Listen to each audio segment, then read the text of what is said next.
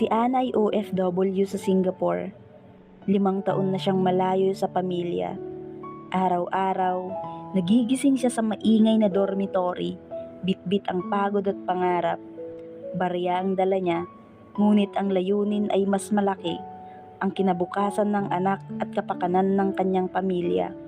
Hindi niya nakikita ang unang halakhak ng anak, ang unang pagkadapa o ang unang salita. Tuwing video call, nakikita niya sa mata ng bata ang kaligayahan at sa puso niya may halong lungkot dahil may mga sandaling gusto niyang yakapin, ngunit wala siya roon. Sa trabaho, bawat pawis at luha ay tila maliit na sakripisyo lamang para sa pangarap na iniipon niya sa piling ng bawat barya. Bawat sentimo ay may kwento.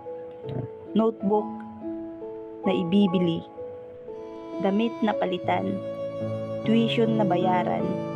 Hindi biro ang malayo, lalo na kapag may sakit ang anak o kapag may problema sa bahay.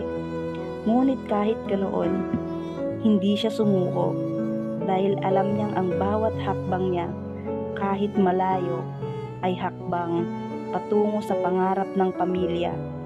Isang araw, may sulat na dumating.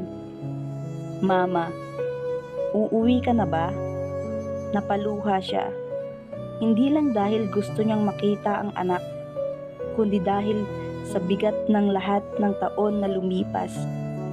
Ang mga kaarawan na hindi niya nasaksihan, ang mga simpleng hapunan na namiss niya, ang mga pagkakataong gusto niyang hawakan ang kamay ng anak niya, at sa wakas, dumating ang araw ng kanyang pag-uwi.